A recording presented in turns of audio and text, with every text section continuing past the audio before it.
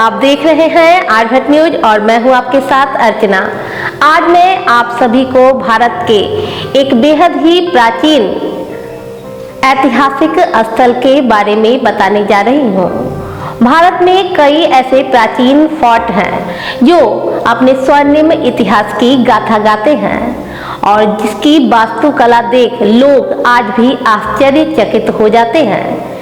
तेलंगाना राज्य के वारंगल शहर में स्थित वारंगल एक ऐसा स्थल है जहां पे कई ऐसे प्राचीन स्थल हैं और उन्हीं सब के बीच में एक काकतीय फोर्ट है जो बेहद ही प्राचीन है और जिसका इतिहास भी काफी ही रोचक है और काफी ही पुराना है।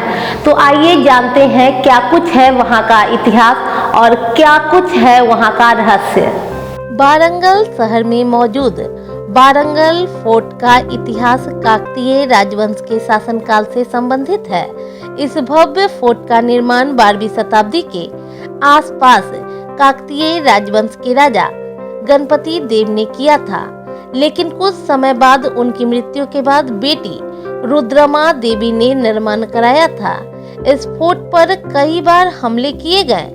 कहा जाता है कि इस फोर्ट पर अलाउद्दीन खिलजी, कुतुब शाही और हैदराबाद निजाम के शासकों ने हमला किया था।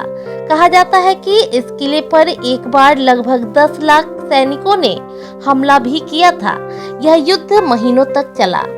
राजा प्रताप रुद्र द्वितीय अपने किले की रक्षा के लिए बहुत ताकतवर थे, लेकिन वह कुतुब शाही वंश के हैदराबाद के निजाम आक्रमण से नहीं जीत पाए और वहीं से किले की विनाश की शुरुआत हो चुकी थी।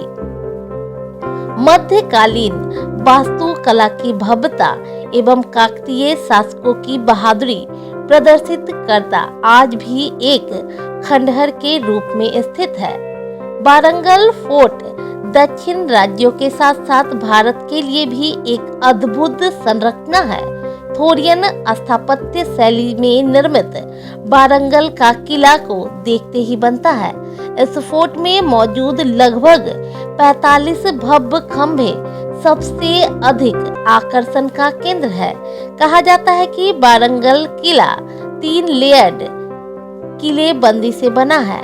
इस फोर्ट में मौजूद दीवार लगभग 150 फीट चौड़ी है जो आक्रमण के दौरान सुरक्षा प्रदान करती थी। 12वीं शताब्दी में महाराजा गणपति देव के द्वारा बनवाई गई यह विशाल किला 19 किलोमीटर की जमीन पर फैली हुई है।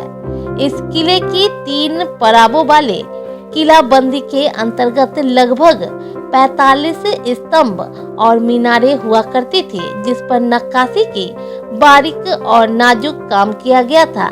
लेकिन आज यहाँ पर उनमें से कुछ ही स्तंभ और मीनारे खड़ी है तथा कुछ ही स्थान ऐसे हैं जो अपने आंग तुर्कों से अपने गुजरे हुए कल की, अपने बिखरे हुए वैभव की कथाएं कहती हैं। वारंगल किले का सबसे महत्वपूर्ण स्थान है स्वयंभू मंदिर। इस मंदिर को पुरातत्व विभाग द्वारा टूटे हुए मंदिर के उपलब्ध अवशेषों से तथा उस स्थान के आसपास मिले अवशेषों से पुनः निर्मित करने का प्रयास किया गया है। यह सच में बहुत अच्छी बात है और इस पर पिछले 10 सालों से संशोधन किया जा रहा है। मंदिर के इस स्थान के चारों ओर बड़े बड़े मेहराब हैं जो काकतीयों की वास्तुकला के परिचायक हैं। इन मेहराबों की प्रतिकृतियां आप पूरे शहर में देख सकते हैं। काकतीय वास्तुकला की विशिष्ट बात है उनके दरवाजों की चौखट जो बड़ी बारीकी से उत्कीर्णित की गई है। उनकी सूक्ष्मता ही उनकी सुंदरता और आकर्षण का प्रमुख कारण है। काकतीयों की और एक विशेषता है उनके स्तंभ, जिनका निर्माण शैली थोड़ी अजीब सी है। 5 से 6 अलग अलग भागों को एकत्रित कर एक संपूर्ण और बड़े से स्तंभ का निर्माण किया गया है, लेकिन उन्हें देखने पर नहीं लगता है कि उन्हें विविध भागों को जोड़कर बनाया गया है। ऐसा प्रतीत होता है जैसे यह पूरा स्तंभ एक ही पत्थर से उत्कीर्णित किया गया है। इस पत्थर पर की गई खुदाई सच में बहुत बारीक और नाजुक है। इन पत्थरों पर उत्कीर्णित पशुओं की शक्ति और देवी देवताओं की भावनाओं को गहराई से जीवंतता के साथ चित्रित की गई है। यहाँ पर पत्थरों की एक पंक्तियां हैं जिन पर 9 छेद हैं। इन छेदों पर खाली स्थानों पर कभी शिवलिंग स्थापित हुआ करता था, जिसके नीचे कीमती पत्थर दफनाए गए थे। उन्हीं कीमती पत्थरों को निकालने के लिए इन सारे शिवलिंगों को उखाड़ दिया गया था। ये उखाड़े हुए शिवलिंग शायद आज किसी और स्थान पर रखे गए होंगे। यहीं पर एक सुंदर सा गोलाकार पत्थर है जिस पर नवग्रहों को उत्कीर्णित किया गया है। वहां पर पेरिनी शिव तांडव यानी कि तांडव नृत्य का एक प्रकार का वास्तव में युद्ध पर जाने से पहले सैनिकों द्वारा किया जाता था। प्रदर्शन करती स्त्रियों की मूर्तियां भी हैं। इनके अतिरिक्त यहाँ आप खूबसूरत मकर ध्वज को भी देख सकते हैं, जो हनुमान के स्वेद जल से जन्मे हुए माने जाते हैं। इस मंदिर में उनके बहुत सारे उत्कीर्णित मूर्तियां देखी जा सकती हैं। आज आप इन अवशेषों को देखकर सिर्फ उनकी संपूर्णता की कल्पना कर उनकी खूबसूरती का अंदाजा लगा सकते हैं। आप सोच सकते हैं कि अगर ये बिखरे हुए भाग अवशेषों के रूप में इतने अच्छे लग सकते हैं तो अपने संपूर्ण रूप में वे कितने सुंदर दिखते होंगे। आज के समय में एक खंडहर बनी हुई है, लेकिन यहाँ स्वयंभू देवालयम स्थित है। यह मंदिर भगवान भोलेनाथ को समर्पित है। यह शिवजी का टेम्पल तकरीबन 1162 ईस्वी में बनाई गई थी। यह मंदिर किले के बीचों बीच स्थित है। यह मध्य युगीन टेम्पल में अद्भुत मूर्तियों के साथ साथ एक विशाल नंदी की मूर्ति देखने को मिलती है। उसके अलावा यहाँ स्वयंभू लिंगेश्वर मंदिर, दूसरे शिव मंदिर और ओपन एयर संग्रहालय भी शामिल है। वर्तमान समय में भले ही यह एक खंडहर फोर्ट है, लेकिन यहाँ कई प्राचीन मंदिर देखने को मिलते हैं जिन्हें देखने के लिए पर्यटक आया करते हैं। चारों प्रमुख दिशाओं में 4 मेहराबों से घिरी इस व्यापक भूमि पर वारंगल किले से खोदे हुए अवशेषों के 1000 टुकड़े यहाँ वहाँ पड़े हुए नजर आते हैं। इन्हीं अवशेषों को जोड़कर इस मंदिर का पुनः निर्माण कर उसे अपना मूल रूपाकार देने का प्रयास किया जा चुका है।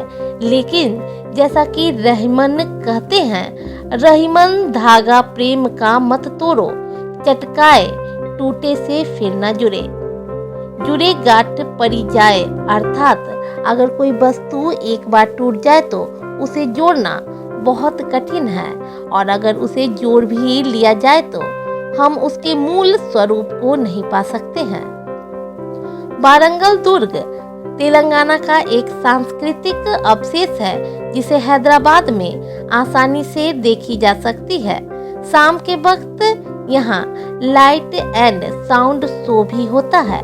यह किले का लाइट एंड साउंड शो को पर्यटक को जरूर देखना चाहिए, क्योंकि वास्तुकला के साथ साथ यात्रियों को यहाँ साउंड एंड लाइट शो का आनंद भी लेना चाहिए। यह वाकई काफी ही मनमोहक है।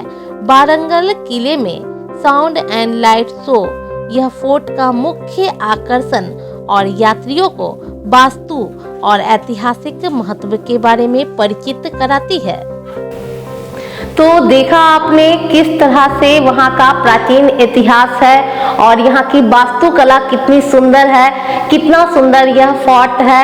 और बता दूं कि यहाँ सालों भर सैलानी आते रहते हैं। सिर्फ भारत ही से नहीं, विदेशों से भी यहाँ पर्यटक यहाँ की खूबसूरती देखने आते हैं।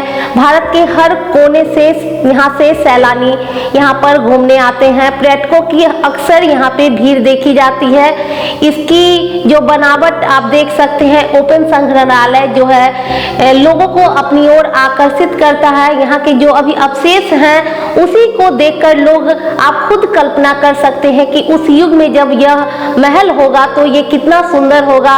अभी इस टूटे फूटे जो कुछ शेष सामान बचे हुए हैं वो लोगों को अपनी ओर काफी आकर्षित करता है। तो आपको ये वीडियो कैसा लगा आप कमेंट करके जरूर बताएं।